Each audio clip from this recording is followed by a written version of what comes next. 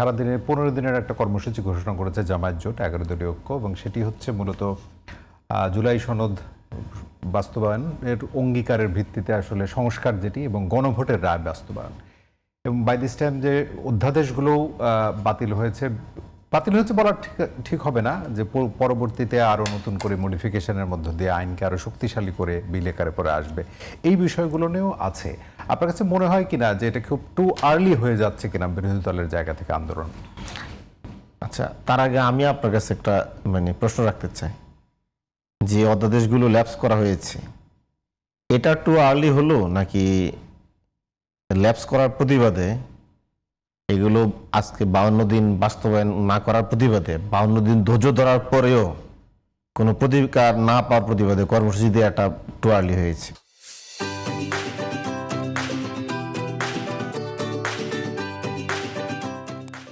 কোনটা আর্লি বেশি মনে হয়েছে? না, সংসদকে যদি আমরা কার্যকর, আমি এটা মন্তব্য করার কেউ না, এটা আপনারা দুইজনই বলবেন। আরেকটা প্রশ্ন আপনার কাছে বলি, সংবিধান সংস্কার পরিষদের শপথ নেওয়ার যে কথা ছিল, এই শপথ না নিয়ে সংসদের ভিতরে সমস্যার সমাধান না করে এটাকে অস্বীকার করে বিরোধী দলকে রাস্তায় ঠেলে দেওয়া কি বেশি আর্লি হয়ে গেল, নাকি শপথটা নিলে তো বিরোধী দল রাস্তায় আসে না, কোনটা বেশি আর্লি হলো আপনার কাছে কি মনে হয়? না, আপনি ব্যাখ্যাটা দিন।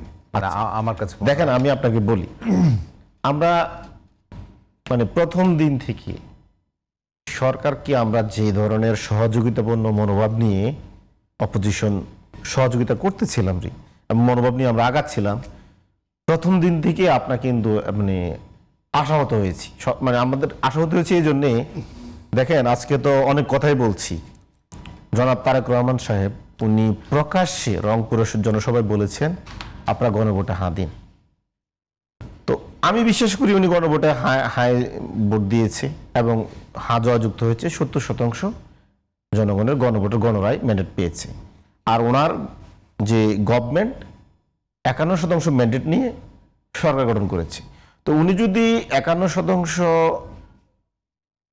ভোট পাওয়ার গভর্নমেন্টকে বৈধ মনে করেন, আর উনি যে গণভোটের জন্য ক্যাম্পেইন করলেন ওই গণভোট হাঁ জয় যুক্ত হয়েছে 70%, এবং উনি নিজেও ভোট দিয়েছেন, ধরে নিচ্ছি, আমি জানি না খোদা তাআলা জানেন উনি হাই দিয়েছেন আর নাই দিয়েছেন ভোট, এখন তো মানতেছেন না।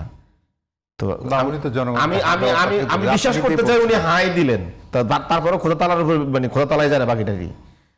ওই ম্যান্ডেটটাকে তাহলে 70% কারা আসে, ওই ম্যান্ডেটটাকে উনি কেন অস্বীকার করছেন? বিএনপির প্রধানকেও বাদ দেন, তাহলে বিএনপির তো কেউ দেয় না। 70% দেখেন, আমি আপনাকে বলতে চাই, আমি তো চাই বিএনপি হায়ের পক্ষে থাকে, রাইট, এবং বিএনপি হায়ের পক্ষের লোক, বিএনপি হাঁ জয়যুক্ত করে নিয়ে আসছে। এখন হাঁকে আপনার জয়যুক্ত করার পরে আপনি ওই ম্যান্ডেটকে মানতেছেন না, আমি তো অবাক। এটা কেন আমি অবাক হচ্ছি, কারণ আপনি নিজে যে জন্য ক্যাম্পেইন করলেন, আপনার হাই ভোট দেন, এখন হাই ভোট জয়যুক্ত হয়েছে, আপনি এখন অস্বীকার করতেছেন, বলতেছেন কি এটা সাংবিধানিকভাবে নির্বাচন হয় নাই, এটা সাংবিধানিকভাবে নির্বাচন হয় নাই, এই জন্য আমরা শপথ দিতে পারবো না। তো আপনি যখন ক্যাম্পেইনটা করলেন হাইয়ের জন্য, তখন মনে ছিল না এটাতে সাংবিধানিকভাবে হচ্ছে না? আপনি অসাংবিধানিক একটা ভোটের জন্য ক্যাম্পেইন করলেন, জনগণের কাছে হাইয়ের পক্ষে ভোট চাইলেন। আর যদি আপনি হাইয়ের পক্ষের লোক হন, তাহলে এখন মেনে নিতে সমস্যাটা কোন জায়গায়? আর যদি আপনি নায়ের পক্ষে যদি হায়ের পক্ষে ক্যাম্পেইন করে নায়ে ভোট দিয়ে থাকেন আপনি, তাহলে তো জনগণের সাথে প্রতারণা করেছেন। আপনি রাষ্ট্রীয় সর্বোচ্চ জায়গা থেকে প্রতারণা করতে পারেন। হায়ার স্পিরিটটা কি আসলে, সংস্কারের জায়গাটা তো দেখেন, হায়ার স্পিরিটটা তো সংস্কার। ওই যে আমরা অনেক জায়গায় বলি যে যদি বিএনপি এখন যে গণভোটে গণরায় মানে, তাহলে কি করতে হবে? তার যে রাষ্ট্র মেরামতের 31 দফার প্রথম দফাটা অনুযায়ী সংবিধান সংস্কার পরিষদ, আমরা পরিষদ বলেছি, ওনারা বলছে কমিশন করার কথা, এটা করতে হবে। করলে কি করবে? প্রধানমন্ত্রীর ক্ষমতা অনেক জায়গায় কমবে, চেক অ্যান্ড ব্যালেন্স হবে, রুল অফ ল হবে। স্বায়ত্তশাসিত প্রতিষ্ঠানগুলোতে প্রধানমন্ত্রী একচ্ছ আর প্রভাব খাটিয়ে অনৈতিক কোনো নিয়োগ দিতে পারবেন না, সকলে মিলে সমন্বিতভাবে প্রতিষ্ঠানগুলোতে উচ্চ কক্ষে আপার হাউস হবে, যেটা হবে প্রাপ্ত বুট অনুসারে, প্রাপ্ত সিট অনুসারে। কেউ বলছে আসন, কেউ বলছে। এখন বিএনপি হচ্ছে আপার হাউস চায় না। বিএনপি কি চায়? বিএনপি চায় ভাইয়ার হাউস, পিএম ভাইয়ার হাউস। আপার হাউস দরকার নাই, কারণ ভাইয়া যাকে পছন্দ করবে, ওই যে মহিলা এমপিদের মতো কোনো গণতান্ত্রিক প্রক্রিয়া নাই, ঠিক তারা আপার হাউস যাবে। এটা আপার হাউস না হয়ে ভাইয়ার হাউস, ভাইয়া যাকে পছন্দ করবে তারাই আসবে এখানে, এবং এর বাইরে আসার সুযোগ নেই। এর বাইরে যে আপনি প্রাপ্ত ভোট অনুসারে আমরা বলেছি এই প্রাপ্ত ভোট অনুসারে যে আপার হাউজের কথা নিয়ে এর আগে নির্বাচনের আগে একটা প্যানেল ঘোষণা করে দেওয়া হোক, বিএনপি রাজি হয় নাই। বলছে যে মানুষ কাকে ভোট দিচ্ছে গণভোটে, মানে আপার হাউসে মানুষ জানুক, এটা বিএনপি রাজি হয় নাই।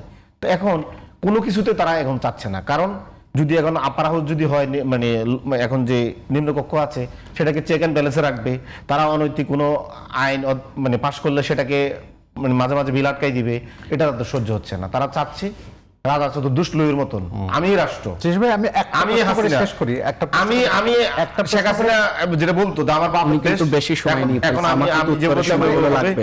আমি তোমাদেরকে দেশে খাওয়াই পড়াই, মোবাইল ফোন কথাগুলোর উত্তর দিয়েছি, দেওয়ার জন্য আমার সময় তোমাদেরকে লাগবে। প্রত্যাশিত করে দিয়েছি, এই ধরনের সব মানে শেখ হাসিনা ছিল আমাদের প্রভুতুল্য, নিজেকে কিরকম করে নিয়েছেন। ঠিক তারা চাচ্ছে এরকম একটি শাসন ব্যবস্থা। তারা হাসিনাকে খারাপ মনে করে, কিন্তু হাসিনা শাসন ব্যবস্থাকে আবার বিদ্যমান মানে ব্যবস্থা টিকে রাখতে চায়, এটা আবার ভালো। জি আমরা জাহাঙ্গীর ভাই হাসিনা খারাপ, হাসিনা ফেসিস্ট, কিন্তু হাসিনার সমস্ত উত্তর ফেসিস্ট দেবার আরেকটা ভালো। প্রসঙ্গ আমার